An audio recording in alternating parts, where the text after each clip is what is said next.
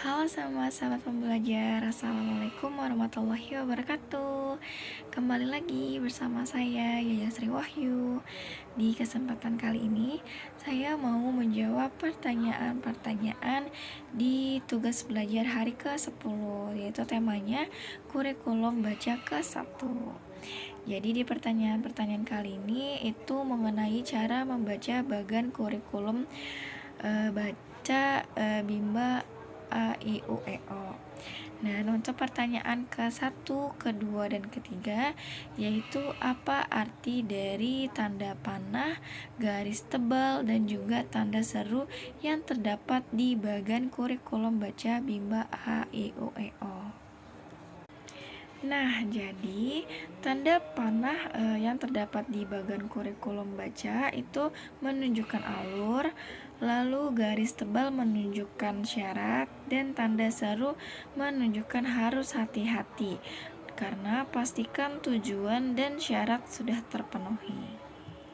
Kita lanjut ke pertanyaan keempat, yaitu jelaskan bagaimana cara membaca bagan kurikulum Bimba. Jadi di sini kita akan mengambil contoh dari bagan kurikulum baca. Nah, di sini sudah ada di samping saya bagan dari kurikulum baca. Nah, di sini kita akan ambil contohnya ya. Yang pertama itu untuk syarat. Jadi contohnya, apa syarat dari modul baca B1A? Yaitu jawabannya syaratnya modul baca atau B1A ada 3, yaitu D4HVK, lalu HSAIUEO, dan juga ada HVBDG KMPSY. Jadi semua syarat ini harus terpenuhi terlebih dahulu, baru kita bisa lanjut ke tahap selanjutnya. Nah, penjelasannya di sini adalah syarat ditunjukkan oleh garis tebal. Jadi di atas B1A ini ada garis tebal yang dimana di sini itu artinya semua tahapan yang ada sebelum B1A itu harus sudah terpenuhi terlebih dahulu. Nah, yang kedua itu tahap selanjutnya. Di sini contohnya, apa tahap selanjutnya setelah materi HVBDG KMPSY? Nah, jadi jawabannya tahap selanjutnya adalah materinya dari HFBDG KMPSY yaitu modul B1A dengan syarat D4HVK dan HSAIUEO sudah terpenuhi. Kenapa? Karena di sini tanda panah dari materi HFBDGK MPSY yaitu mengarah ke modul B1A, yang artinya motivator bisa memberikan modul B1A kepada anak setelah tujuan materi HFBDGK MPSY sudah tercapai. Namun karena modul B1A terhalang oleh garis tebal, artinya materi tersebut tidak boleh diberikan secara langsung. Jadi motivator harus memastikan bahwa semua syaratnya sudah terpenuhi terlebih dahulu. Jika sudah terpenuhi, maka modul B1A boleh diberikan kepada anak.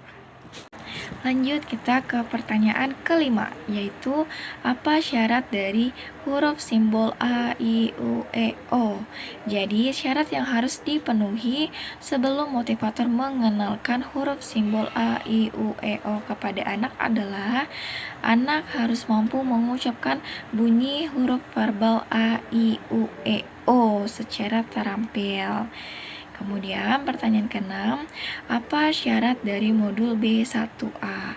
Jadi sebelum memberikan modul B1A atau baca 1A, ada 3 syarat yang harus dipenuhi, yaitu anak harus sudah terampil atau motivator harus pastikan anak sudah terampil HSAIUEO, lalu HFBDG KMPSY, dan juga D4HVK. Lanjut ke pertanyaan ke-7, apa syarat modul B1B?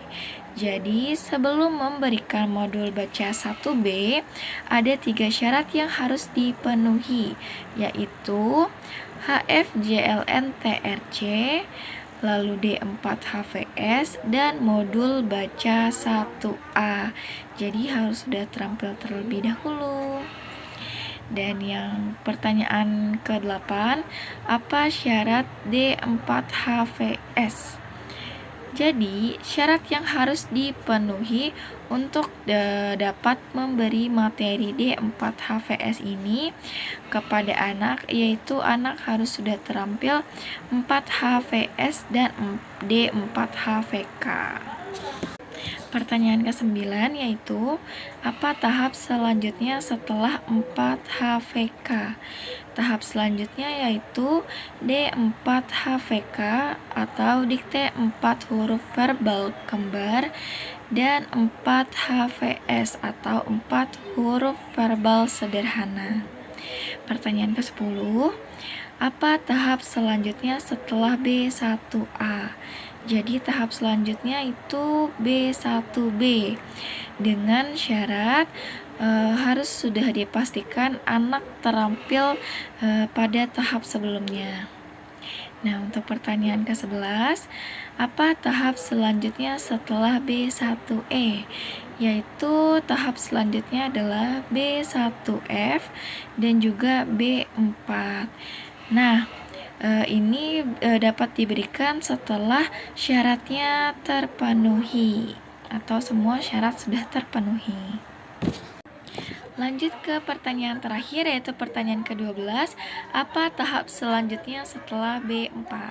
Nah, tahap selanjutnya adalah yaitu B5 atau modul baca 5.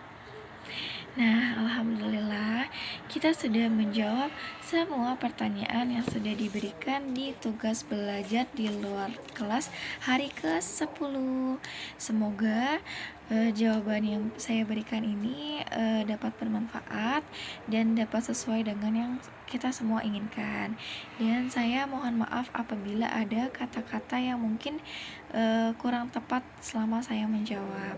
Dan saya akhiri video ini dengan wassalamualaikum warahmatullahi wabarakatuh. Salam Bimba, tetap semangat dan terus belajar.